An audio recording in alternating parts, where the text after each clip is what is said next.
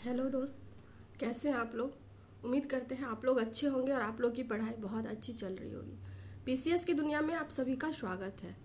हम लोगों ने करंट अफेयर का रिवीजन सीरीज चलाया है। उसके तहत आज मेरा सेकेंड क्लास है, जिसमें जितने भी एग्ज़ाम के पॉइंट ऑफ व्यू से इम्पोर्टेंट क्वेश्चन है उसको करेंगे। जैसे पद्म पुरस्कार, उसके बाद मोदी जी का जो भागलपुर यात्रा रहा उसमें उन्होंने किन किन योजना और किन मुद्दों को मुख्य रूप से शुरू किया उसको देखेंगे, क्योंकि बहुत ज़्यादा संभावना होती है उसमें जो योजनाओं का उन्होंने नाम लिया उससे रिलेटेड क्वेश्चन आ जाए। और बिहार के कुछ इम्पोर्टेंट जो पहली बार बिहार में हुआ है उसके कुछ फैक्ट्स को देखेंगे। तो चलिए शुरू करते हैं। बिहार में पद्म पुरस्कार 2025 राष्ट्रपति द्रौपदी मुर्मू जी के द्वारा राष्ट्रपति भवन में टोटल जो है 139 लोगों को पद्म पुरस्कार से सम्मानित किया गया, जिसमें बिहार के 7 लोगों को जो है वो पद्म पुरस्कार मिला। 7 में क्या था, एक को पद्म विभूषण, एक को पद्म भूषण और 5 लोगों को पद्म श्री पुरस्कार प्रदान किया गया। जिसमें जो पद्म विभूषण है वो मोस्ट इम्पोर्टेंट होता है, जो पद्म भूषण है वो इम्पोर्टेंट होता है। साथ ही पद्म श्री में किन क्षेत्रों से मिला ये इम्पोर्टेंट होता है। और आप लोग ऐसे में कुछ अगर इससे रिलेटेड ऐसे पूछे जाते हैं तो उसमें आप एग्जाम्पल के रूप में इन जो पद्म श्री या पद्म विभूषण या पद्म भूषण इनके कुछ उत्कृष्ट कार्य है तो उनको आप एग्जाम्पल के तौर पे लिख सकते हैं। तो चलिए शुरू करते हैं। शारदा सिन्हा जी को पद्म विभूषण मिला। शारदा सिन्हा जी को बिहार कोकिला कहा जाता है। ये लोकगीत गायिका थी, स्पेशली धार्मिक और आध्यात्मिक क्षेत्रों से के गीतों को वो गाती थी। सुशील कुमार मोदी जी, ये इनको पद्म विभूषण मिला। दोनों को मरणोपरांत मिला है। और सुशील कुमार मोदी जी को सार्वजनिक मामले के लिए पद्म भूषण पुरस्कार दिया गया है। अब आता है पद्म श्री। पद्म श्री में जो पहला पुरस्कार है वो किशोर कुणाल जी को है। इन्हें पद्म श्री मिला है। ये सिविल सेवक थे, आईपीएस थे और जो महावीर मंदिर जो ट्रस्ट है उसके ये सीईओ भी थे। इनको धार्मिक एवं धर्मार्थ सेवा के लिए जो है इनको पद्म श्री पुरस्कार दिया गया है। तो ध्यान रखिएगा, ये पूछ देगा कि किशोर कुणाल को किन क्षेत्रों के लिए जो है वो ये पुरस्कार दिया गया है पद्म श्री। भीम सिंह भवेश, ये सामाजिक कार्य के लिए इनको दिया गया है। ये पत्रकार थे और इनकी जो उत्कृष्ट कार्य था, जो मुसहर समुदाय होते हैं, जैसे जो हम पार्टी के संयोजक हैं जीतन राम मांझी, उन लोगों में जो है वो शिक्षा को लेके उतनी जागरूकता नहीं थी। तो उस समुदाय के जो बच्चे थे उनको औपचारिक शिक्षा उपलब्ध कराने के लिए और उनको सुनिश्चित करने के लिए इनको ये पुरस्कार दिया गया है। हेमंत कुमार, ये मेडिसिन क्षेत्र से थे और स्पेशली किडनी के बीमारी के लिए उन लोगों में इनके प्रति क्या होता है, जागरूकता कम होती है। तो इनके उपचार और इनके जागरूकता को बढ़ाने के लिए इन्होंने अनेक ऐसे कार्य किए, इसलिए इस उत्कृष्टता के लिए इन्हें पद्म श्री पुरस्कार से सम्मानित किया गया है। निर्मला देवी, ये जो है वो सुजनी कलाकार थी और इनको दिया गया है। सुजनी कला जो है वो पूछा हुआ है कि कहाँ की ये कला है, तो ये मुजफ्फरपुर की स्पेशली है। इसमें क्या होता है कि जितने भी पुराने कपड़े होते हैं उनको इकट्ठा करके और पैच जैसा जो गद्दा होता है वो बनाया जाता है और ये नवजात जो शिशु होते थे उनको उन पे सुलाया जाता था बहुत पहले। तो इनको जो है इनके लिए निर्मला देवी को दिया गया है और सुजनी कला को जीआई टैग भी मिल चुका है। विजय नित्यानंद सुरेश्वर जी महाराज, इनको पद्म श्री पुरस्कार दिया गया है और ये बिहार में आध्यात्मिक शिक्षा एवं अभ्यास के लिए इनको जो है ये पुरस्कार दिया गया है। तो हम लोगों ने क्या देखा कि टोटल 139 को दिया गया है, जिसमें बिहार के 7 हैं।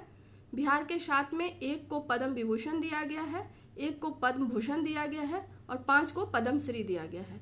तो 2 नाम एकदम याद रखना है, शारदा सिन्हा पद्म विभूषण, सुशील कुमार मोदी जी पद्म भूषण और किशोर कुणाल किन क्षेत्रों में दिया गया है, धार्मिक एवं धर्मार्थ सेवा के लिए। और सुजनी कला को याद रखिएगा, ये निर्मला देवी को दिया गया पुरस्कार ये ना पूछे, ये पूछ दे ये कहाँ की कला है और इसको जीआई टैग कब मिला। तो आप लोग इसको ध्यान से 1-2 बार देखिएगा तो 100% इससे एक क्वेश्चन तो रहता है।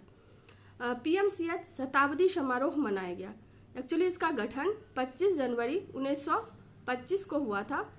तो 25 फरवरी 25 फरवरी 1925 को हुआ था और इसका जो है वो 100 वर्ष पूरा हुआ है। तो इसका शताब्दी समारोह मनाया गया है। तो इसके पूछ देगा कि इसके मुख्य अतिथि कौन थे। तो इनकी जो मुख्य अतिथि थी वो राष्ट्रपति द्रौपदी मुर्मू जी थी। पीएम मोदी का भागलपुर दौरा। अब ये इसमें ये इम्पोर्टेंट हो जाता है कि भागलपुर दौरे पर जब मोदी जी थे तो उन्होंने किन किन जो योजनाएं हैं केंद्र सरकार की और बिहार सरकार की जिसको उन्होंने तवज्जो दिया, तो उस योजना से रिलेटेड जो क्वेश्चन है वो आने की प्रबल संभावना होती है। जैसे अभी देखे होंगे, अभी हम लोग आगे देखेंगे, जो बिहार दिवस मनाया गया उसका थीम था विकसित बिहार, उन्नत बिहार, विकसित बिहार। तो विकसित बिहार के तहत उनका यही कहना था कि जो अब विकसित बिहार होगा, बिहार का अब वही स्थान होगा जो प्राचीन काल में पाटलिपुत्रा का था। तो आप जानते ही हैं जनपद में प्राचीन पाटलिपुत्र मगध जनपद का जो है वो किस तरह से एक प्रभुत्व था पूरे विश्व पे। अब हाँ, इस बार के बजट में क्या हुआ है कि 4 इंजन के रूप में, यानी 4 जो स्तंभ है उसको मेंशन किया गया है, जिसमें एक गरीबी है, दूसरा अन्नदाता किसान है, तीसरा युवा है, चौथा नारी शक्ति है।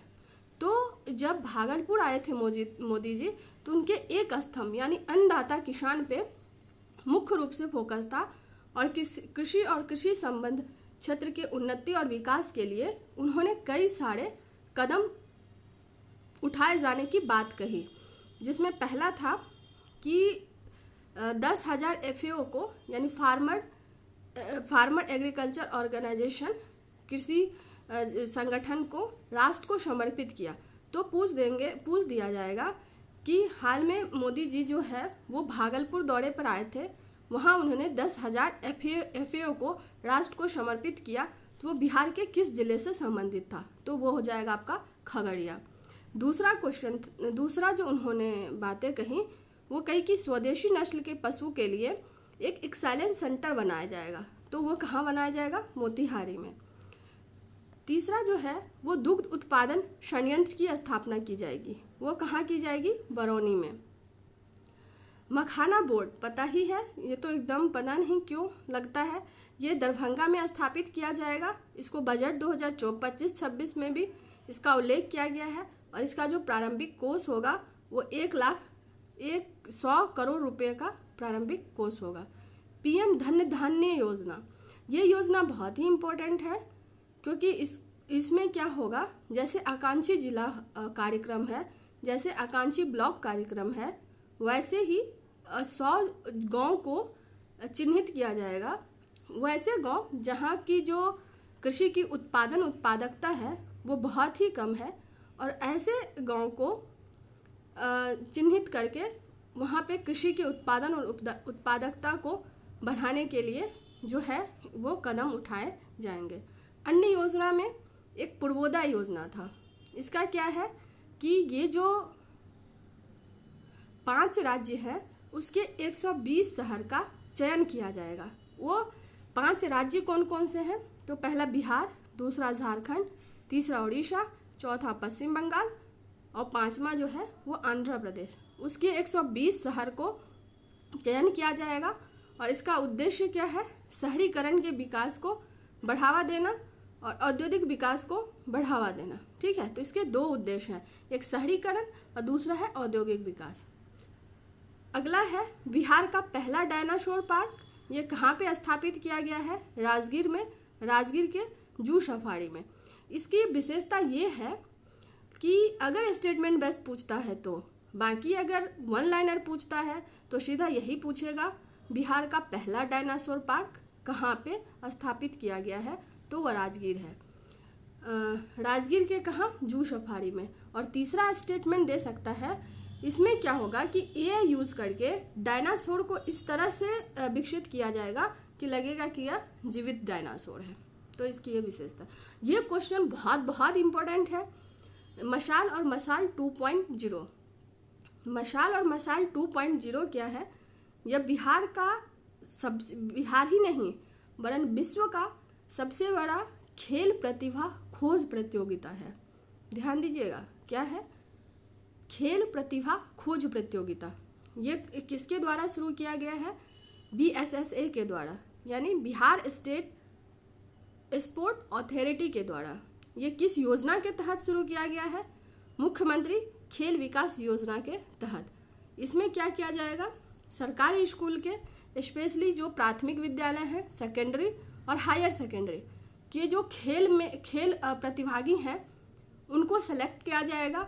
उनको भी विभिन्न योजनाओं के तहत प्रशिक्षित किया जाएगा ताकि वह खेल में जितने भी खेल का आयोजन होता है उसमें अपना उत्कृष्ट योगदान दे सके। भारत का पहला मोदी मोन्यूमेंट म्यूजियम कहाँ स्थापित किया गया है? ये मोतिहारी पूर्वी चंपारण में स्थापित किया गया है। इसका निर्माण किसने किया? युवा उद्योगपति यमुना सिकरिया ने किया। तो ये पूछ सकता है ये कहाँ पे है, और दूसरा इसको निर्माण किसने किया। बिहार दिवस कब मनाया जाता है? 22 मार्च को। ये कैमा बिहार दिवस था, 113वां बिहार दिवस था। इसका थीम क्या था? उन्नत बिहार विकसित बिहार। तो पूछ देगा कि जो 113वां बिहार दिवस मनाया गया है वो उसका थीम क्या था? तो उसका थीम है उन्नत बिहार विकसित बिहार। और बिहार दिवस 22 मार्च को क्यों मनाते हैं?